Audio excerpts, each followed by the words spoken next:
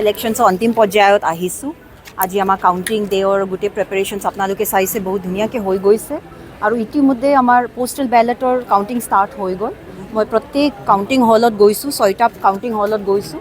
আমাৰ গোটেই counting personal সকলোৱে আহি গৈছে আৰু এইমতে আমি পোষ্টেল বেলেটৰ ফাৰ্ষ্ট ৰাউণ্ড ষ্টাৰ্ট কৰি দিলোঁ আৰু মেইন আমাৰ যিটো বেলেট পেপাৰ্ছ আছে তাৰো আমি ফাৰ্ষ্ট ৰাউণ্ডটো ষ্টাৰ্ট কৰি দিলোঁ আৰু ধুনীয়াকৈ হৈ আছে। ক'তো মানে একো আমি এনেকৈ ডিফিকাল্ট চিটুৱেশ্যন দেখিবলৈ পোৱা নাই, বহুত ভালকৈ হৈ গৈছে। আমি প্ৰত্যেক সমষ্টিৰ কাৰণে অলমষ্ট অন এন এভাৰেজ আমি 7 টেবলছ লৈছোঁ, 7 main tables plus 1 postal ballot table. Except for দেৱৰগাঁৱত আমি 9টা টেবল লৈছোঁ আৰু আমি ফকিৰাগ্ৰামত 10টা টেবল লৈছোঁ, 10টা মেইন টেবল, দেৱৰগাঁৱত 9টা main table plus 1 postal ballot table.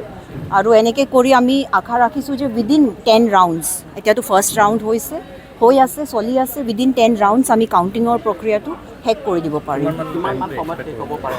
আমি এক্সপেক্ট কৰি আছোঁ আজি যেতিয়া ফাৰ্ষ্ট ৰাউণ্ডটো শেষ হ'ব তেতিয়া আমি কেলকুলেট কৰিব পাৰিম যে 1 ৰাউণ্ডত কিমান এভাৰেজ টাইমিংটো লয়, তাৰ হিচাপমতে আমি কেলকুলেট কৰিব পাৰিম।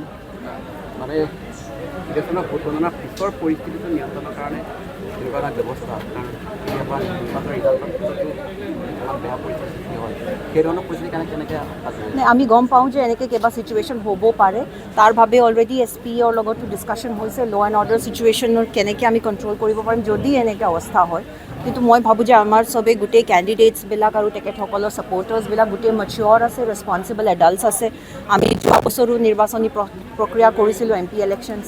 আজি এই বছৰ আমি BTC ইলেকশ্যনছ কৰিছিলোঁ, নেক্সট ইয়েৰ আমি MLA ইলেকশ্যনছ কৰিম। এতিয়া মানে আমাৰ পাব্লিকৰ মাজতো এখন এৱাৰনেছ আহি গৈছে যে ইলেকশ্যনছৰ ৰিজাল্টছটো লৈ একদম বিশেষকৈ কিবা এনেকৈ ল' এণ্ড অৰ্ডাৰ চিটুৱেশ্যন ক্ৰিয়েট কৰিব নালাগে।